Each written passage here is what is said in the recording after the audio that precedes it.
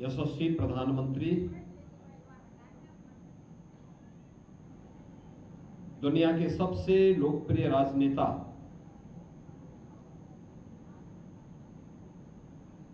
श्री नरेंद्र मोदी जी के निर्वाचित प्रधानमंत्री के रूप में देश के अंदर 12 वर्ष सफलतम कार्यकाल और सर्वाधिक समय तक निर्वाचित प्रधानमंत्री के रूप में बिना रुके, बिना डिगे, बिना थके, बिना झुके कार्य करने के जिस रिकॉर्ड को मोदी जी ने बनाया है, इस उपलक्ष्य में भारतीय जनता पार्टी के द्वारा आयोजित इस जन कल्याणकारी योजनाओं के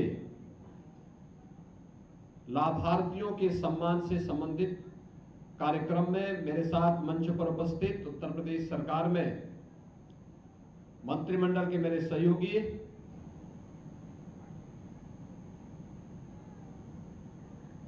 प्रदेश के स्टाफ और रजिस्ट्रेशन के मंत्री श्री रविंद्र जायसवाल जी,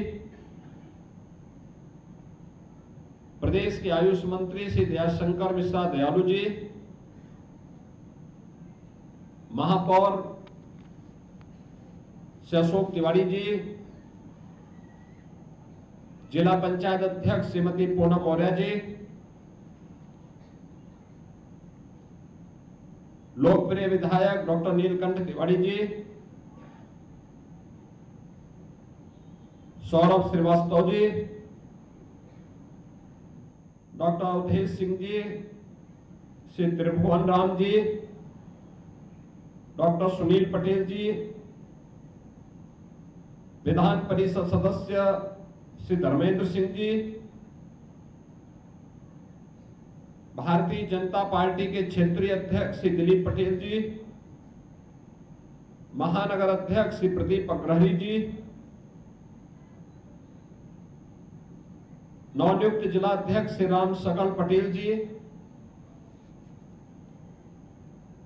भारतीय जनता पार्टी के सभी पदाधिकारीगण, नगर निगम के पार्षदगण, विभिन्न सामाजिक संगठनों के यहां पर उपस्थित प्रबुद्ध जन और उपस्थित महानुभाव, बहन और भाइयों, बाबा विश्वनाथ धाम में आज हर व्यक्ति अपने आप को अभिभूत और गौरवान्वित महसूस कर रहा है।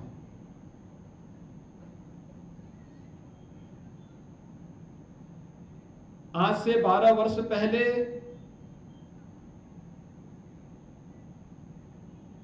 नए भारत को नेतृत्व देने के लिए आपने अपने सांसद के रूप में जो चुनाव किया, एक सही चुनाव कैसे आम जनमानस को सम्मान दिलाता है, यह प्रधानमंत्री के रूप में मोदी जी का चयन और उससे पहले काशी से उनका सांसद बनना हर काशीवासी को गौरवान्वित करता है। काशी का नाम न केवल प्रदेश में बल्कि देश और दुनिया में गूंजता हुआ दिखाई देता है। जब पूरा देश मोदी जी के निर्वाचित प्रधानमंत्री के रूप में नए रिकॉर्ड के साथ उल्लास और उत्साह के नए माहौल के साथ जश्न मना रहा है, उत्साहित है, तो मोदी जी के साथ काशी का नाम भी उसके साथ जुड़ता है और काशीवासी भी उस उत्साह का हिस्सा बनता है।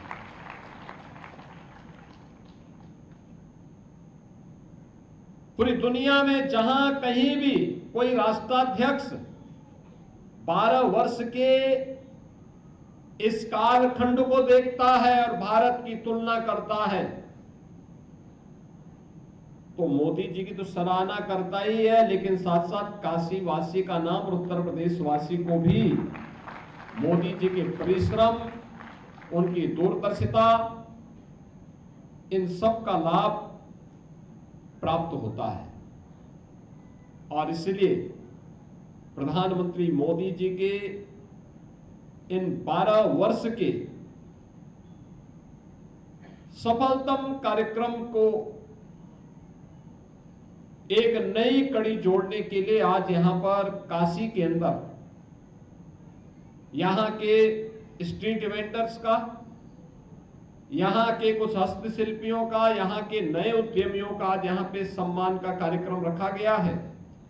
मैं इस अवसर पर प्रधानमंत्री मोदी जी के 12 वर्ष के सफलतम इन कार्यक्रमों को और प्रधानमंत्री के रूप में देश को यशस्वी नेतृत्व प्रदान करने की उनकी क्षमता का हृदय से अभिनंदन करते हुए पूरे काशी वासियों को भी बधाई देता हूं।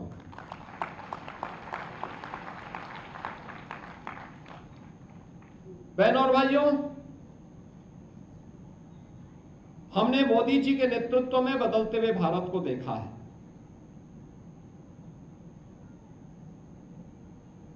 याद करिए एक ऐसा भारत 2014 के पहले का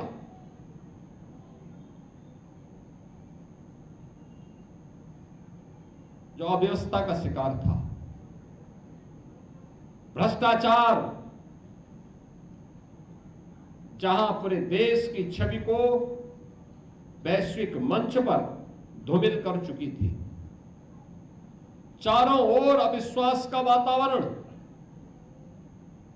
देश के अंदर आंतरिक या बाह्य सुरक्षा पर मंडराता हुआ खतरा,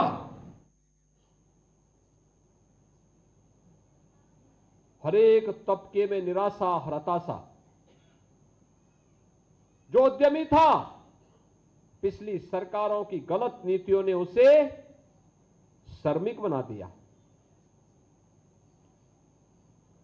जो श्रमिक था वो प्लान करने को मजबूर था।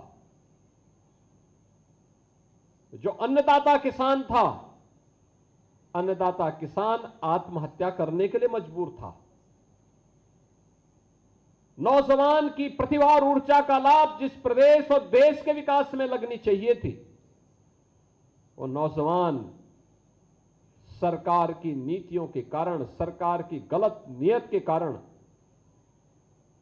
हताश और निराश था। उसके लिए न नौकरी थी, उसके लिए न रोजगार था, न उनके लिए कोई दिशा थी। महिलाएं असुरक्षित थी। हर योजना लागू होने के पहले भ्रष्टाचार की भेड़ चढ़ जाती थी। याद करिए 600 जनपद देश के अंदर, उनमें से 120 जनपद नक्सलवाद के शिकार थे। देश की सुरक्षा पर खतरा किस रूप में था कि घुसपैठ होती थी और उस समय की सरकारों के सामने जब हम इन मुद्दों को उठाते थे तो सरकार, उस समय की सरकार, 2014 के पहले की सरकार संसद में क्या वक्तव्य देती थी कि इस पे ज्यादा वक्तव्य नहीं देना चाहिए क्योंकि रिश्ते खराब हो जाएंगे।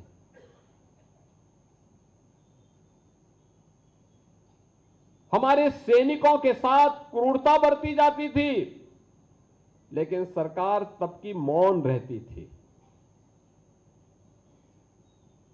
2014 के बदलते हुए भारत, एक एक योजना को अगर आप देखेंगे, हर योजना देश के गरीब के लिए समर्पित,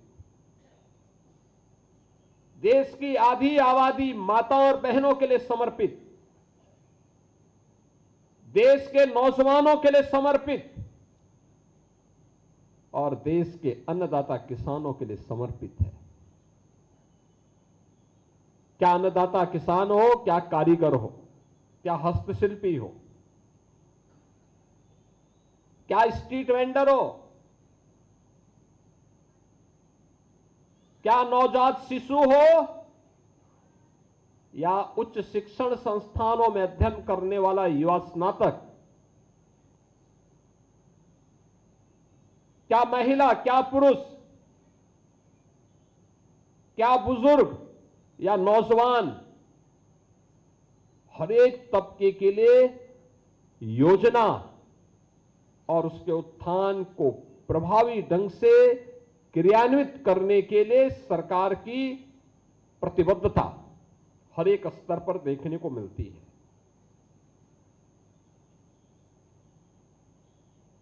कोई सोचता था कि देश के अंदर जनधन अकाउंट के नाम पर हर गरीब का बैंक में खाता खुलेगा?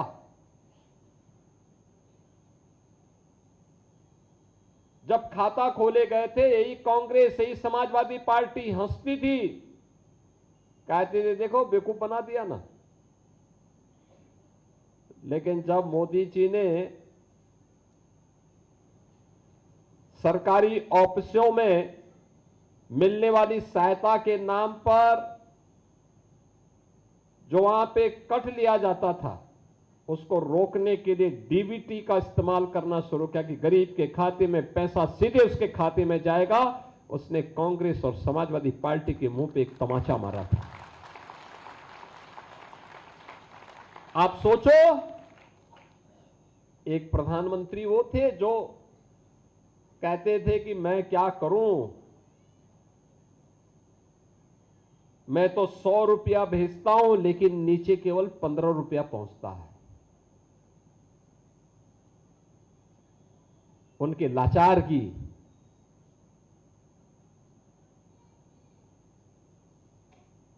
और एक प्रधानमंत्री मोदी जी हैं जिन पर हर भारतीय गौरव की अनुभूति करता है। मोदी जी कहते हैं मैं 100 रुपया भेजता हूं तो 100 रुपया सीधे गरीब के खाते में जाता है।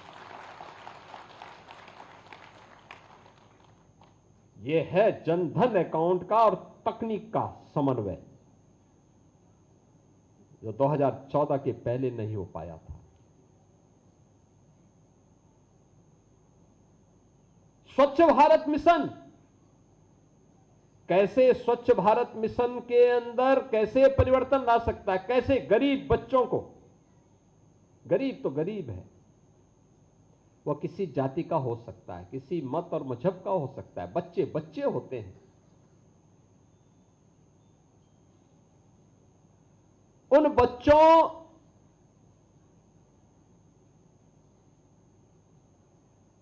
की असमय होने वाली मौत तत्कालीन सरकारों को विचलित नहीं करती थी।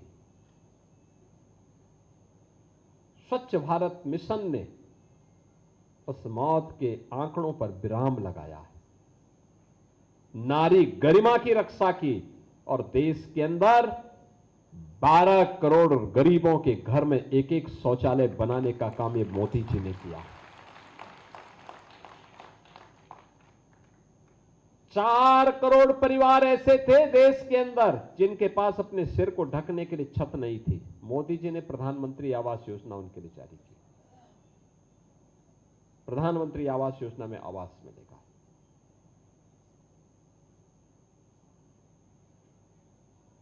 याद करिए, एक गरीब बीमार होता था, उसके उपचार के लिए परिवार के पास साधन नहीं होता था।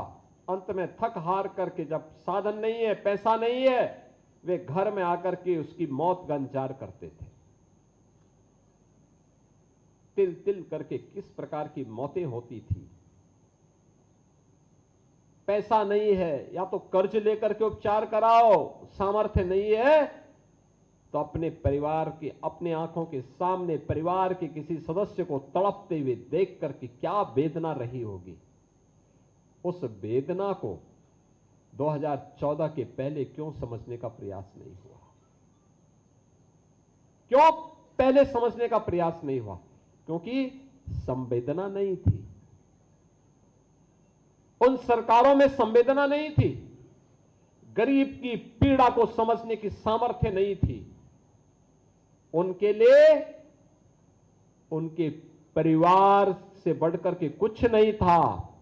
लेकिन मोदी जी ने संवेदना दिखाई। देश के अंदर 60 करोड़ लोगों को प्रधानमंत्री आयुष्मान भारत में 5 लाख रुपए की स्वास्थ्य बीमा का कवर देकर के कहा, आप जाइए, सरकारी हॉस्पिटल हो या प्राइवेट हॉस्पिटल, फ्री में उपचार हम कराएंगे। और ये तब होता है जब कोई संवेदनशील व्यक्तित्व देश का नेतृत्व करता है। उन्होंने किसी का चेहरा यहां पे भी नहीं देखा। तो 2013 में कहा, 2014 में कहा, सबका साथ सबके विकास का, उसको लागू भी किया। याद करिए, कोरोना कालखंड में दुनिया पस्त है, मोदी जी गांव गांव जा रहे हैं, जनपद जनपद जा रहे हैं, देश के अंदर भ्रमण कर रहे हैं, फ्री में टेस्ट, फ्री में उपचार, फ्री में वैक्सीन, फ्री में राशन। भारत के अंदर प्रधानमंत्री गरीब अन्न योजना के माध्यम से 80 करोड़ लोगों को फ्री में राशन की सुविधा का लाभ। दुनिया के अंदर कहीं नहीं, अकेले भारत। कोविड प्रबंधन का एक मॉडल, क्योंकि मोदी जी ने गरीबी देखी भी है और गरीब की इस पीड़ा को समाप्त करने की सामर्थ्य भी बाबा विश्वनाथ और मां गंगा ने उन्हें प्रदान की है।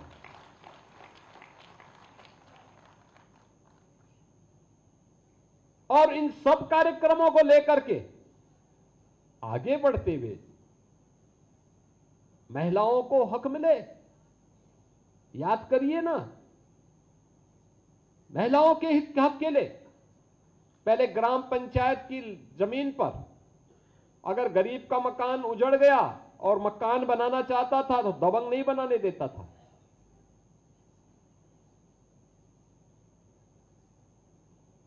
मोदी जी ने ग्रामीण अभिलेख के माध्यम से घरौनी की योजना प्रारंभ की और घरौनी वितरण का कार्यक्रम हर गरीब के लिए। देश के अंदर 3 करोड़ परिवारों को जहां पे उसका आवास है वहां का मालिकाना अधिकार मिला और ये सार्वजनिक अधिकार महिलाओं को उपलब्ध करवाए मोदी जी ने। 3 करोड़ लखपति दीदी, 10 करोड़ महिला स्वयंसेवी समूह के माध्यम से आत्मनिर्भरता के लक्ष्य को प्राप्त करने का कार्य, 25 करोड़ लोगों को गरीबी रेखा से उभारने का कार्य। अद्भुत है, चमत्कारिक है, पूरी दुनिया अभिनंदन कर रही है। इंफ्रास्ट्रक्चर के लिए क्या कहना है, 4 लेन की कनेक्टिविटी, जाम की समस्या का समाधान,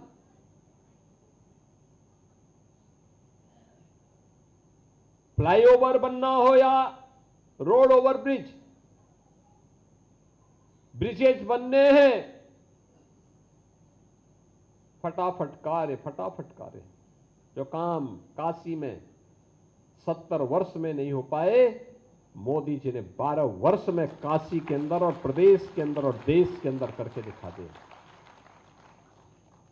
आज आप देख रहे होंगे देश के अंदर एक्सप्रेसवे बन रहे हैं, हाईवे बन रहे हैं, एयर कनेक्टिविटी बेहतरीन हो रही है।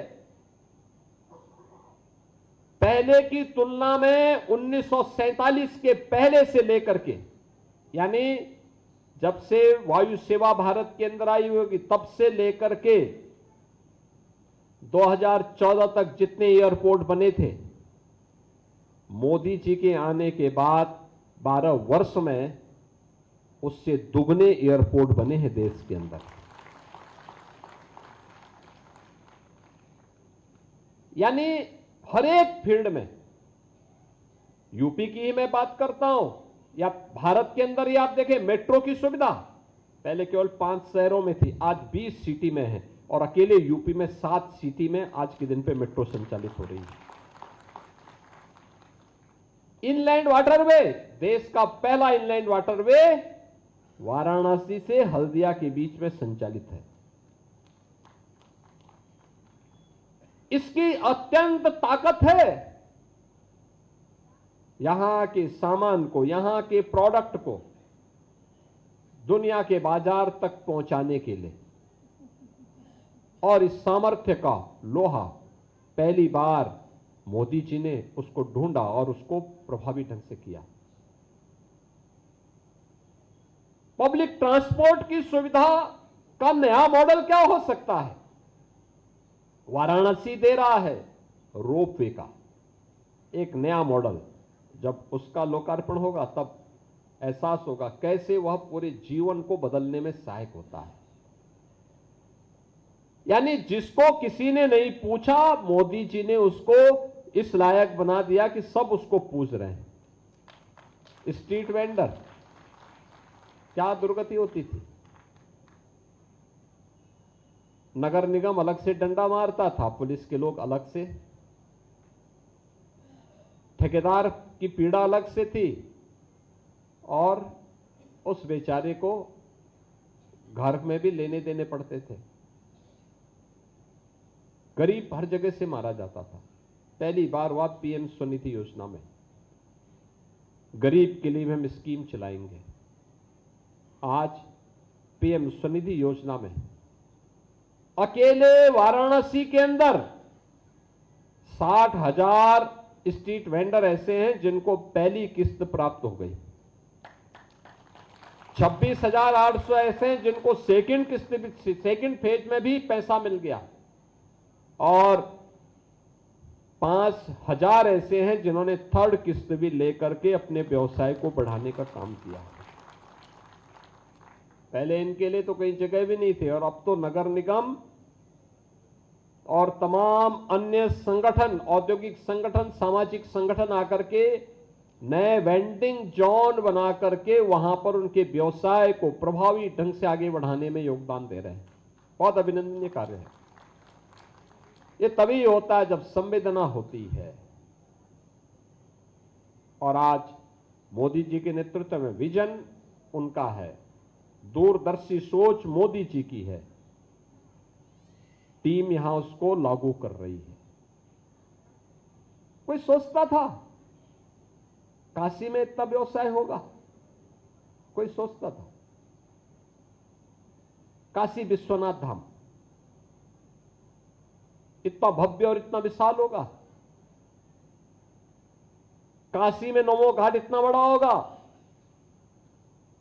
काशी की कनेक्टिविटी चारों ओर से 4 लेन की होगी? काशी के अंदर तो संकरी गलियों के लिए जाना जाता था।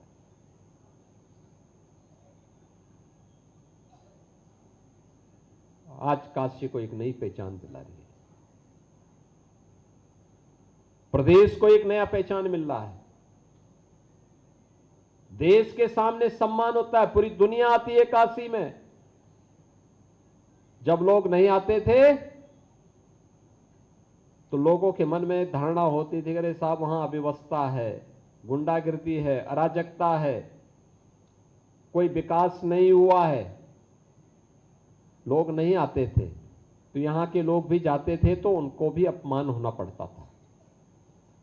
आज आप जाइए, काशी का नाम कहीं ले लीजिए, यूपी का नाम कहीं ले लीजिए, देश के अंदर उस व्यक्ति के सामने वाले व्यक्ति देख करके, उस जो व्यक्ति 14 के पहले या 17 के पहले जो व्यक्ति आपसे 10 कदम दूर भागता था, आज जब वह आपको देखता है तो उसकी इच्छा होती है कि आपको गले लग ले। ये जो परिवर्तन हुआ है ये आप सबके सामने। काशी विश्वनाथ धाम हो, 500 वर्षों का इंतजार समाप्त हुआ। अयोध्या में श्री राम जन्मभूमि में भगवान राम विराजमान हो गए, भव्य राम मंदिर का निर्माण हो गया। कोई सोचता था ये होगा कभी? आज हो गया। मां विंध्यवासिनी धाम का निर्माण, भव्य कुंभ, कुंभ में कितनी भीड़ आई होगी? गत वर्ष काशी से ज्यादा कौन जानता है? 1 महीने तक, लगभग 1.5 महीने तक काशी में भी जाम की सी स्थिति थी। रोज 15 से 20 लाख श्रद्धालु काशी भी आते थे।